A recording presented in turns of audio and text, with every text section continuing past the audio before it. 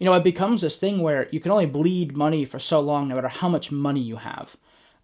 You could be worth $1 billion, and if you're just losing hundreds of thousands a month, eventually you're going to say, okay, this is enough.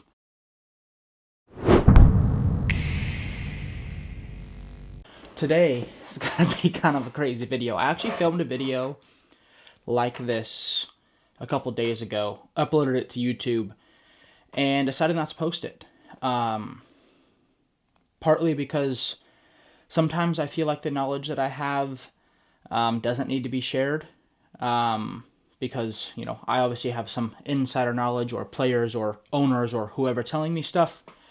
And, it's my job to kind of protect that until the announcement comes out. On the other hand, if people are willy-nilly about their stuff and blabbing their mouth and people are going to hear about it, then I don't feel as obligated to protect things.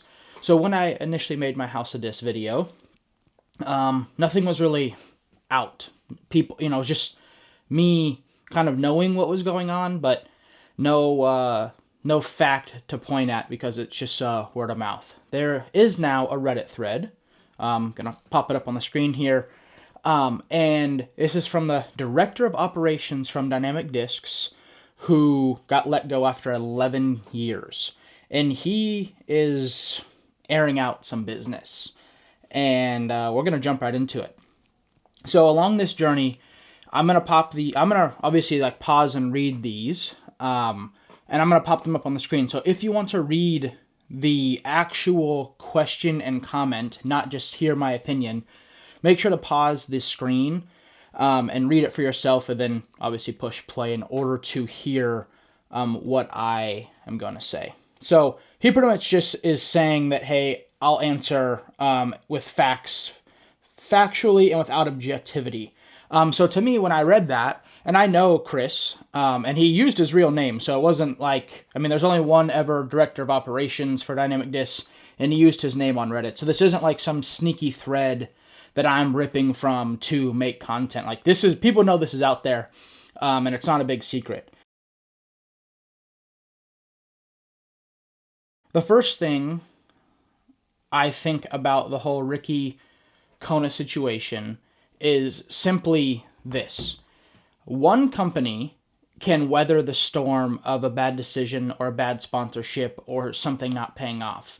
When you monopolize something and now you have multiple brands not doing a good ROI, it's going to be really hard for you to recover and very hard for you to continue to build and grow. So the whole Ricky Kona contracts, obviously, this is October of 2024, not paying off. The sport isn't excelling. I don't think that they are doing any more promotion or doing any more things. So, going into 2025, I wouldn't be surprised. What's going on behind the scenes, obviously, I'm unaware, but I'm sure that they are offering pay cuts, or offering some type of severance, or offering something possibly to these players if they genuinely are a loss. So going into 2025, I wouldn't be amazed to see maybe some House of Discs shakeup, simply for the reason of these professionals are professionals. And if they're getting cut from the team, like what Innova did, where they cut 51 players, or they're just getting saying, hey, you used to get paid X, now we're going to pay you Y, and they go, well, I can probably get more than Y from another brand. And that's just my guess. That's what, when I read that, I think if they believe that it's not worth it, the business thing to do would be to try to renegotiate the contract, or move things around, as we saw Prodigy do with Vino and with Kevin Jones, is, hey, we can't really afford these contracts anymore. How can we not screw you guys over, but also get ourselves out of this deal? So I wouldn't be shocked to see that going into 2025. And obviously, we're in 2025, but down the road, or hearing more about this from the brands or the players. But sponsorship from 2022 signings or 2021 signings, whatever, probably aren't worth it, because the sport was going at this trajectory. These companies, Amazon, they were killing it on Amazon, the big box stores, all this stuff, and obviously that has slowed down. So it's like when you're signing someone to a $500,000 deal, it takes a lot of freaking $20 discs in order to recoup your money on $500,000. So, and I get it that a lot of it is, hey, I'm just going to use Ricky as the example because that's what the question was about. He's in the top 3 a lot, on lead card a lot, winning a lot. I mean, arguably one of the greatest players to ever play our game. You're hoping that if you don't make the ROI on his signature discs, you're making the ROI on brand awareness and getting people to be interested in dynamic discs because you are, sponsoring and involved with one of the best people on tour. And obviously by what Chris said, no and no, that means that Kona's contract and Ricky's contract both didn't pay off, which again, Ricky's contract's pretty big to my knowledge. Whatever you guys heard, there was a big Bitcoin signing bonus and all that. So when that's not getting paid back and even becoming a profit, there becomes some hardship within the company. And that's not just this dynamic disc. That's a Discmania, Castoplast, Westside, Latitude. I mean, if they're losing money on, even if it's just a little bit on every corner, House of Discs is writing the check for that whole entire thing. So it's like, if every company is just losing 50 grand, 50, 100, 150, 200, 250, 300, I mean, that's a big check to write at the end of every month. So I'm not saying that Ricky and or Kona cost them. I'm just saying that when you monopolize something in a small niche sport, the monopolization of losses also becomes relevant. And I think that's why we're having this conversation and why this Reddit thread is actually a thing. So my take on that is, I don't know if management at Dynamic Disc was always the greatest. When I was on the team for, I believe, 2 years, they had like 3 team managers. So obviously there was been some internal kind of issues for a long time. So I think that, the employees initially thought like, oh, hey, we're going to get a little more corporate, a little more, this is how things are done, hiring the right people, maybe firing some of the dead weight. And obviously with House of Discs, it didn't really happen that way. It turned into more of a monopolization, and the people, who were the owners, kind of getting pushed out a little bit, and their creative freedom being taken probably more than they would want. And I know that the owners, like just say UC Marisma, invested, they bought Discmania, but then he was promoted, or talked into investing some of his buyout back into House of Discs to still be involved. And I believe his amount was a pretty substantial amount that he invested back, and then slowly has just gotten kind of pushed out of the roles that he would probably like to have at Discmania. So overall, I think that sometimes things going corporate or going big sounds good because you might get health insurance, you might get whatever. But when the bills aren't getting paid and it starts to go the other way, and then that corporate mindset becomes, you're just a number on a piece of paper, and you're just a number on a piece of paper. There's no, oh, hey, I've been here for 11 years. Hey, I've, helped build thousands of relationships with vendors. It's just, hey, you're getting paid X, you're bringing in Y, you're done. That, I think, is where the problem comes in a situation like this, because disc golf is built off of grassroots, right? The grassroots part of disc golf is what works, what holds it together, what makes you and I be able to talk at a tournament, what makes me be able to make this video and you guys tune in. The grassroots is kind of where disc golf lives, and whether people want to admit it or not, and they think that, since there's a few guys making millions of bucks a year, that, we're getting up there. At the end of the day, disc golf's grassroots. A lot of the tournament directors are volunteers, tournament staff is volunteers, spotters are volunteers. A lot of disc golf could not happen without the local communities cleaning up the course, fixing the tee pads, doing all that stuff. We're an organization, but we're not actually like a functioning organization yet. We take a lot of volunteer help and a lot of volunteers in order to make even our biggest events happen. So it's not really a surprise that going major corporate inside of disc golf, which is a very grassroots sport, didn't help. We've seen Disc Golf Network try to monopolize the coverage with charging the same prices as Netflix and so on and so forth, and it just doesn't work. At the end of the day, people get rubbed the wrong way. They're like, oh, well, for $40 a month or $30 a month or $10 a month, I could get this service that offers this thing. So as soon as people in disc golf try to come in and then start to up the prices and do this and do that, I think it becomes, I don't.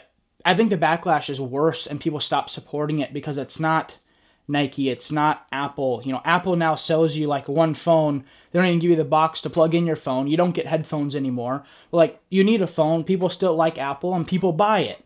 And they need to charge their phone, so they buy the cord, and they want to listen to music, so they buy the headphones. But like in disc golf, I think when you start making trying to piece it together and kind of knick-knack people with their money, they start to just go, oh, well, I just don't need the phone anymore. And obviously we can't do that because we need our phone. GPS, life, communicate with your kids, emails, whatever it might be. Your phone is like a rocket ship. So we continue to support Apple because we have to. With Disc Golf Network or Jomez or the USDGC coverage coming out 2 weeks later, people just aren't going to watch it. It's impossible to avoid spoilers for 2 weeks. So unless it's a crazy ending or something you're a huge Gannon Burr fan or a huge so-and-so fan and they're on lead card, you're probably not going to go back and watch that. So the corporateness of disc golf sounded good, but obviously, just by the things I've explained, it simply just doesn't work yet inside of disc golf. The bankruptcy thing, right? There's been companies that seem to have a good floor, seem to have, it figured out and just randomly file bankruptcy one day. And there's companies, that are obviously struggling and the doors somehow stay open forever. With this disc golf thing, again, as I mentioned earlier in the video, if you're compounding, each company is having a little loss every month, and each company needs an investment every month, and each company needs new molds every month, and each company needs assistance and entry fees paid, and all this stuff month after month. And, one company over here is killing it because they have Ricky and Gannon and, yada, yada, yada. And then the other couple companies over here are just hanging on for dear life, but they still require employees and marketing and media and entry fees for their players that they do have. It becomes this thing where you can only bleed money for so long, no matter how much money you have. You could be worth $1 billion, and if you're just losing hundreds of thousands a month, eventually you're going to say, okay, this is enough. We're going to offer these companies back to the original owners. We're going to have to close them down. We're going to have to cut the players. And again, when you cut players, there's usually some backlash. So I think, what they're trying to do is not cut Ricky or cut, Kona or cut Gannon. And I'm just using them as the reference because obviously they're the highest paid people. Kristen, they don't want those people to go out and speak out and say, yeah, I had a contract signed for XYZ, and now they're offering me XYZ. And obviously those people's fans are going to lash out and not support. So there's some type of balancing act here of like, okay, we're not really getting our money back on the investment, but we're also like, we can't really just like cut players because then we're going to be, looked at in a certain light, and then people really aren't going to buy our stuff. So in his reply, he pretty much said like he hasn't heard bankruptcy rumors, but I don't see how a brand or brands or conglomeration of brands can continue to not thrive. And the other thing is that, they bought, I believe it was 2022, which is like the peak of disc golf. So they bought, everything was at the highest. These owners obviously sold because they probably heard, tens of millions of dollars, and they started it homegrown, again, grassroots thing. And they're like, well, crap, I can't not sell it. And that's probably why a lot of these owners invested back into House of Discs, because they still want to be involved. They still love disc golf. But the offer at the time and the valuations of the company was so high that they couldn't really say no to them. So when it comes to this bankruptcy thing, I think you can only lose for so long. I think you can only kind of have odd PR for so long. I knew that House of Discs as a whole was struggling really bad when they gave a kid who hasn't won an A tier in 2 years a signature disc for the Song of the Summer. I personally have no problem with the thing. If that's how you want to react, then cool. But like when that turned into a signature disc and promotions and Instagram stuff, I knew like, oh wow, they're grinding for some cash flow. And this person typically wouldn't bring in cash flow, and now they are, or they have finally done something that could be marketable. And let's take advantage. That doesn't happen when you have Gannon Burr winning tournaments every weekend.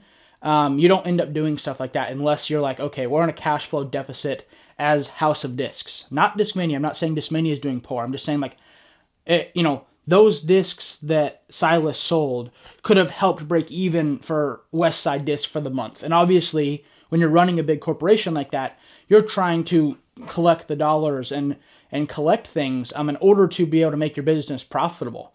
And me understanding that, I didn't take it personally. I took it as, oh, you guys are doing this poorly, that this is like a good decision for you guys to do.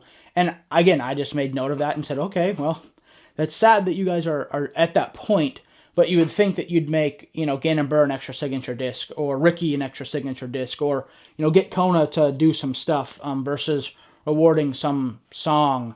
But again, that showed me the health of their brands as a whole at that time, where they saw something that they could capitalize on, and they did. So overall, to sum this up in less than 10 words, House of Disc, I think that they might be in trouble.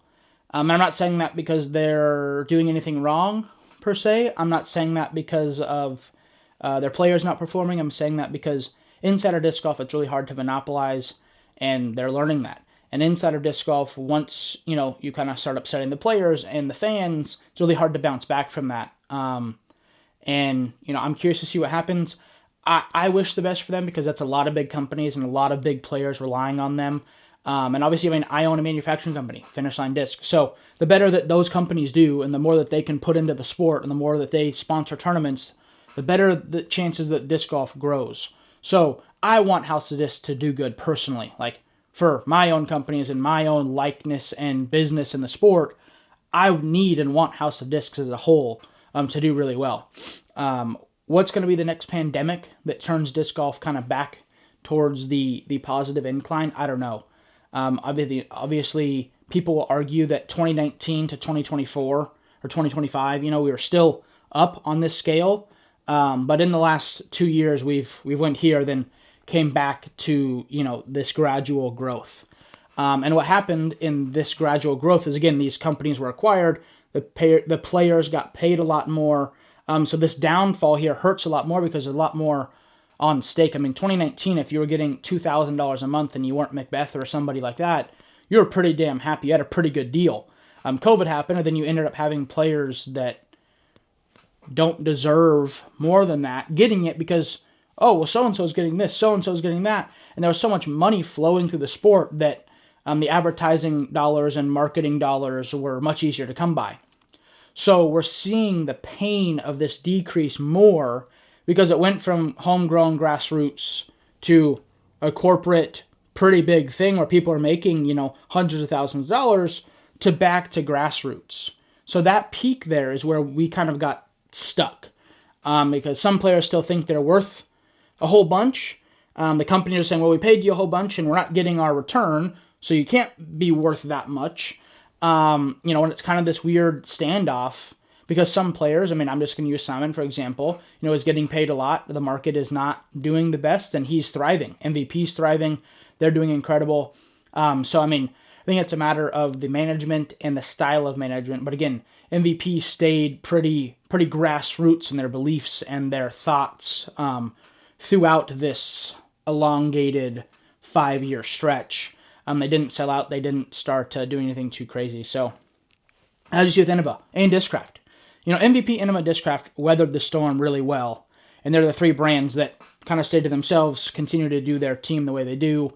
And, they're, I guess, at this point, 2025, reaping the benefits. That's my take. That was from Chris Edson, Director of Operations, things on Reddit that I just kind of read through and wanted to share with you guys. Hope you guys enjoyed the video, and I will see you in the next one.